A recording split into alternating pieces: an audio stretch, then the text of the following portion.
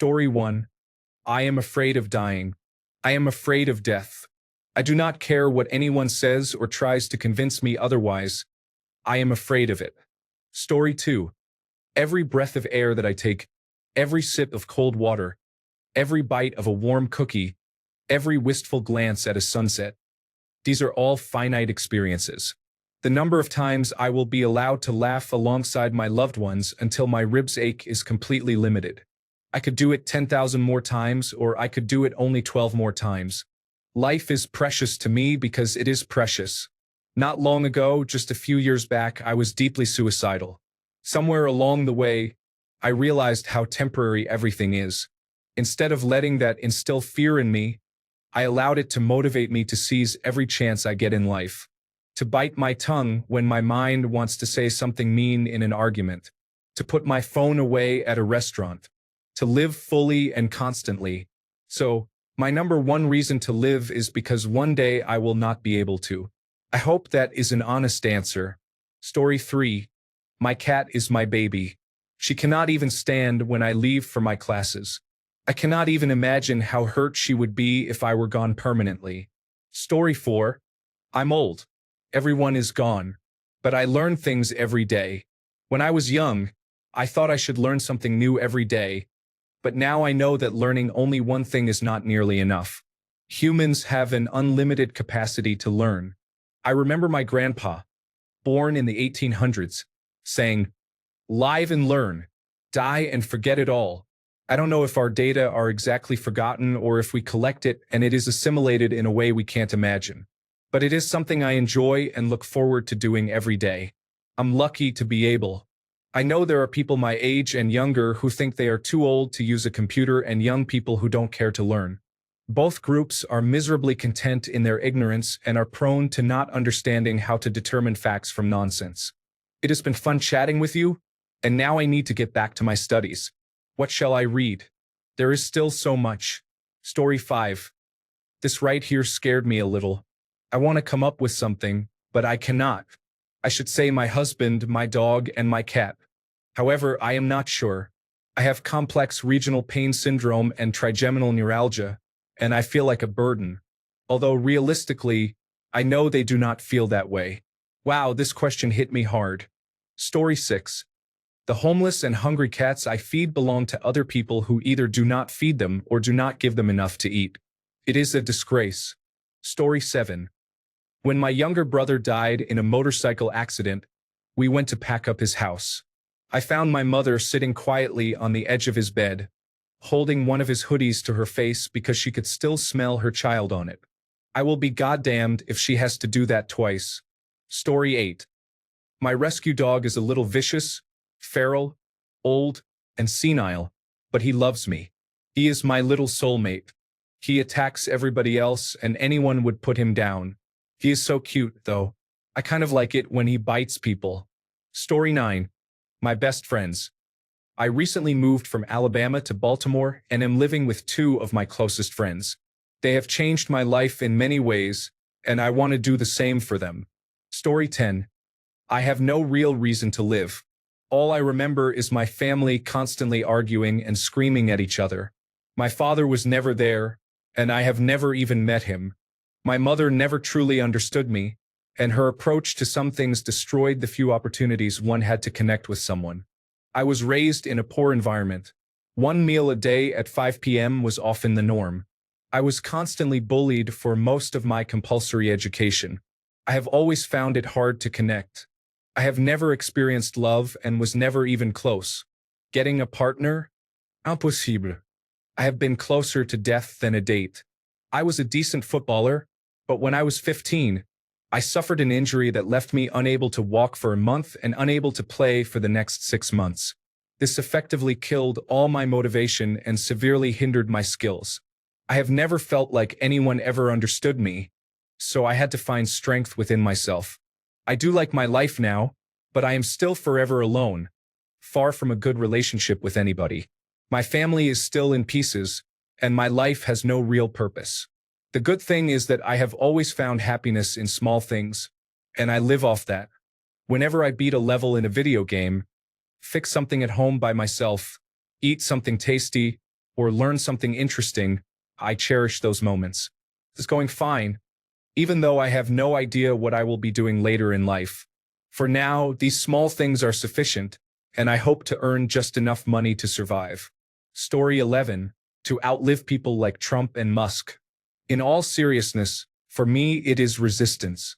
I am transgender, and as long as I am living, I am fighting. I will not stop fighting. Story 12.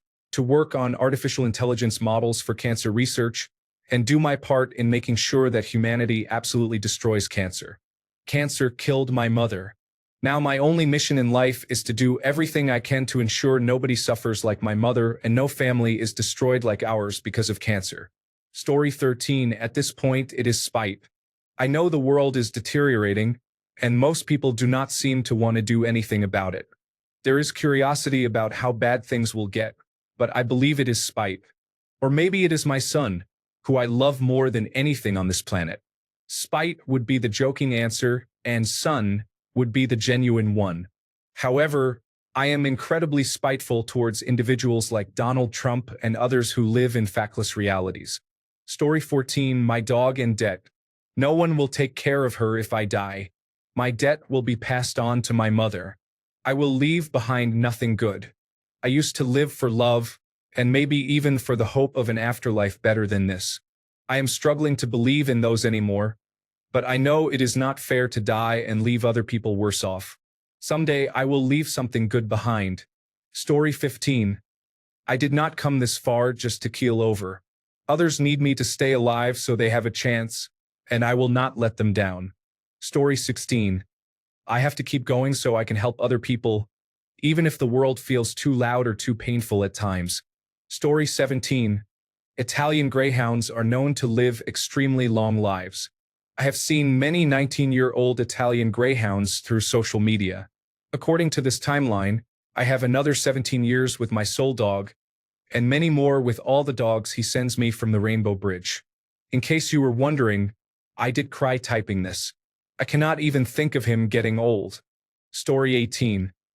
My wife deserves the stability she never had growing up, and my son deserves to grow up with a loving father. Story 19. Suicide is actually quite difficult. Wanting to die and carrying out the task is demanding. Slitting wrists can be painful and is not guaranteed to work. Taking a pill cocktail, imagine having popped a pill on your tombstone. Gunshot wounds have been proven to fail on multiple occasions, which is awkward. Also, not everyone has access to a gun, and going to the extent of purchasing a license is complicated. I would rather be in the rain, take a cold shower, or have a nice soup and sandwich. All of this to say, small moments and distractions add up. There is no single reason. Yesterday it was the long-term goal of becoming a professor. Today it was my own thoughts. Sometimes they come up with funny stuff, and I would hate to miss the next thought. For example, while on a walk, I had used the bathroom but forgot to bring wet wipes, so I had to use toilet paper. I started thinking about people at war in the past, like imagine not being able to run full speed because of an itchy area. Story 20. My wife. When I was diagnosed with cancer, she dropped everything and took care of me. She does not want me to die. That is what keeps me going. Story 21.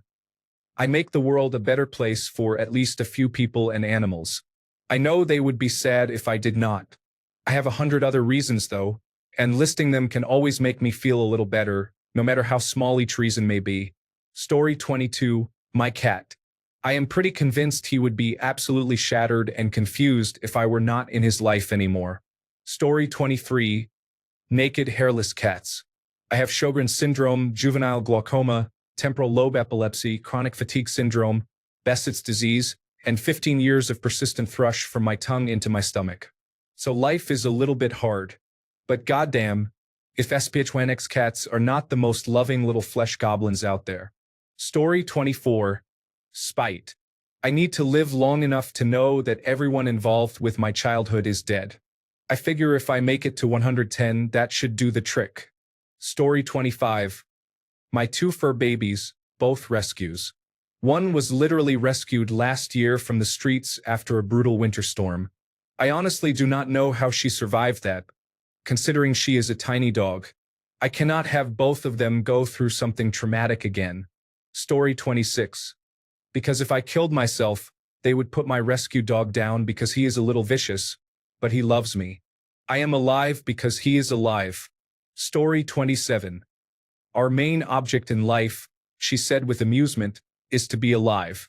I think you humans may have forgotten this one. The Book of Merlin. The unpublished conclusion to The Once and Future King by T.H. White. Story 28. I am transgender, and I have heard people say, your existence is an act of resistance. I try to live by that now. Nothing angers Republicans more than me living a happy, fulfilled life. I will grow old and thrive, if nothing else, out of spite. Story 29. My dogs. If I am gone, someone might take them to the Humane Society, and maybe someone will adopt them, but more than likely they will be put down. They have given me their all. I owe them that much.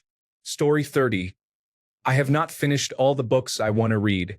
Cats exist, and I am terrified of what could happen after death. Story 31. Most philosophers, even those pessimistic ones, say that while living is bad overall, it is still better than the unknown that comes after dying. Story 32.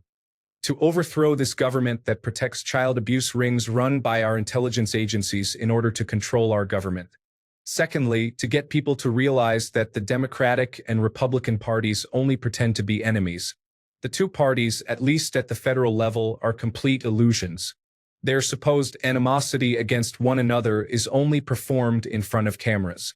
Politics is the entertainment complex of the military-industrial complex. Story 33. My son thinks I walk on water and is amazed by the simplest things. I adore my child, and he is my motivation and reason to live every day. Story 34. What dreams may come. In the movie, there is a scene about what happens to people who commit suicide, and it stopped me. That, and how it would affect people in my life. Story 35. Honestly, my number one reason to live is my person. We've never met in person yet. We're long distance and we met online. I know some people might say it's not real or question how deep a connection can be without physical presence. But I promise you it's real. It's real in the way he messages me every morning just to say good morning, even when he's tired. It's real in the way he listens when I need to vent, even when he's had a rough day himself. It's real in the way we both make time for each other, across time zones and busy lives. What most people don't understand about online love is how deep it can go. We don't have the distractions of physical presence. No hugs, no dates, no hand-holding. Just words. Hours of conversation. Vulnerability. Nights spent talking about things we never told anyone else. He saw parts of me I've always hidden, and instead of running, he stayed. Every time. He's my best friend. My safe place. The one person who makes me feel like my existence means something. When the world feels heavy, he's the one I go to. When I'm spiraling, he's the calm in my storm. Sometimes the distance hurts. Not being able to reach out and physically touch the person you love is brutal. But at the same time, the love we've built across the distance is stronger than anything I've ever known. It's proof that love isn't just proximity. It's presence. It's choosing each other over and over again, even when it's hard. I think about the future a lot, about the moment I finally get to hug him for the first time, to look him in the eyes without a screen between us. That thought alone has saved me more times than I can count. The way he's passionate about being Islamic is one of the most beautiful things about him. He doesn't force it or flaunt it, but it's in the way he carries himself, the way he speaks with intention, the peace in his words. It grounds me. He's my constant. The love that lives in time zones and typed words but feels closer to my soul than people I see every day. His faith gives his love depth, and his presence gives me hope. He's my number one reason to live in a world that can be so cruel yet so beautiful at the same time. Story 36. When I adopted my cats, I promised they would never be abandoned again. They trust me, and I refuse to harm innocent beings. Story 37. My cat, sure he could sustain himself from my body for a while, but what if he did not get the love, care, and spoiling from someone else? I also want to see how this vision of a society turns out. Will the superpowers go to war with each other? Will artificial intelligence take over? Will aliens come down and save us from ourselves? Will yogurt ever become sentient? Story 38. I stubbornly refuse to give up that easily. Things have been tough for me, my children, and my pets. However, there is still a chance that something good will eventually happen, and I want to be there when it does. Story 39. Despite my depression, I want to prove it wrong and eventually live the life it tells me I do not deserve. Story 40. Love and affection of a non-sexual nature. I didn't receive enough gentle love and affection as a child, which caused me to seek it elsewhere, leading to some poor choices that negatively affected me for a long time, and honestly still do. I want to be the person who gives you cookies, trinkets, and other little happinesses just because. I 3D print and paint fun little doodads and give them to friends, family, and patients for free. If you look like you need a hug, I'll ask for permission first, and if you agree, I'll give you the biggest and tightest hug you've ever had. Physical connection is very important, and many people are absolutely starved for it. If you are $1 or two short for your purchase, I will just give it to you from my tip jar. You can vent to me and ask me anything about anything. Nothing is ever too embarrassing. Gross medical stuff is my specialty. So I'm happy to help you try to figure out what that thing on your right calf is. This does occasionally get me into trouble when someone mistakes my words and actions for sexual interest, and I have to be cautious of people who try to take advantage of the kindness of others. However, I always make my intentions clear and do my best to balance how much time and energy I give to others versus my own needs. In summary, spite was not effective, so I switched to love. Story 41. Put simply, there is plenty of time to see the other side. Simple but important reasons include family, friends, and pets. Most people can feel attachment and belonging to at least one of these three. Hobbies include finally playing that game you have been waiting for, watching the sequel to that awesome movie from a couple of summers ago, finishing the last chapter in a trilogy of books, or trying a new hobby and discovering joy in it. For me, that is painting miniatures. Discovery includes traveling to a national park, historical city, museum, or discovering an amazing restaurant. One of the highlights of my life involved traveling, which I absolutely dislike. I agreed to book our honeymoon in Jackson, Wyoming. Standing in front of a big lake on a clear summer day, seeing the snow-tipped mountains on the horizon reflected on the lake is the most beautiful thing I have ever seen in my life. Riding a raft down the Snake River with the Grand Tetons next to us and wildlife peeking out around us was unforgettable. If there is anyone reading this who is in a dark place, it is possible to escape that place. It is not without effort or hurdles, and it can be incredibly difficult. But it is worth making that effort. I have been in that dark place, on a hospital bed recovering from a suicide attempt. Hear me when I say take that trip. Read that book. Ask that crush out to dinner. Adopt that cat. Live the life before you. There is plenty of time to see the other side. Story 42. This quote by Henry Rollins. If you hate your parents, the man, or the establishment, do not show them up by getting wasted and wrapping your car around a tree. If you really want to rebel against your parents, outlearn them, outlive them, and know more than they do. Story 43.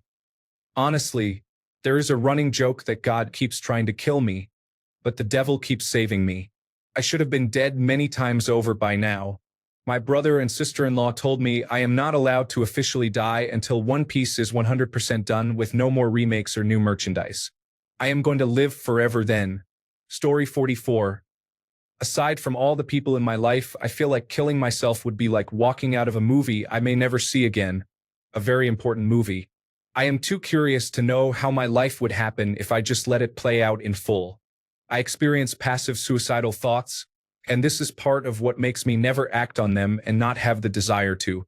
Story 45. My girlfriend, my dog, my niece and nephew, my mom, these are all good reasons. But if I am being honest, the reason I live, the means by which I overcame my own destructive thoughts once upon a time, is sheer stubbornness. I want nothing more than to see how everything that has come to pass plays out, and I will be determined not to let life take that from me. Story 46. The obvious answer is my wife, children, and dog. On a deeper level, I want to maximize my positive attributes to advance to the next stage. Story 47. To have loving and intimate sexual experiences as often as possible. Otherwise, I do not see much point in living as a human being for myself. There is not much else I care for to that extent. Story 48. I have no idea. I keep waking up every day. There is a reason I am here. I do not know what it is or why I am here. I am here for some reason. God keeps keeping me alive. Story 49. Because I am scared I will not fully die if I kill myself. Until there is a guaranteed way to kill myself, I will have to stay alive. Story 50. Good question. I have been asking myself this a lot over the last several months. I do not really have an answer, and I am almost done looking. I just turned 50, and I really thought I would be in a different place by now. I even have an exit plan, but I am taking a little time to make sure I cannot find one. Story 51. No point in dying. It is useless.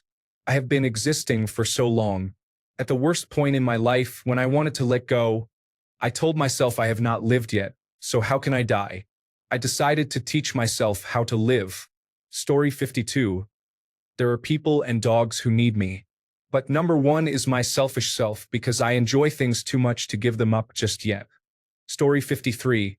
What my first real and close friend ever said to me in a text was that no one really ever wants to be their friend, and I did. Story 54. Because this is the only life I will have, I want to reach its natural end and look back with happiness. I do not believe in an afterlife or reincarnation, so this is all I will get. Story 55. My pets need me, and if I die, my fiancé will be alone. I have seen my elderly patients when their significant other passes. Very depressing. I have had 2 of them follow their partners to the grave. Sometimes it is nice to actually be able to help people. There are more games to play, funny videos to watch, and new places to visit. Story 56. My mom, who has already lost many loved ones, and my dog, who needs me and makes me feel loved on my worst days. Story 57. Because some people do not have the opportunity to live due to illness, accidents, or other reasons. Today, and for however long life allows, I woke up, so I am going to try to make the best of it while I still can. Story 58.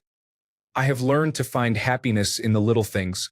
A glass of cold water on a hot day, the sweetness of a ripe fruit, the sunshine through the leaves. Everything is difficult, but I do not want to let them win. I am going to find little bits of happiness or die trying. I suppose I will win either way. Story 59. My children, my wife, family, the next beautiful sunrise or sunset that peeks over the horizon and brightens the sky just right.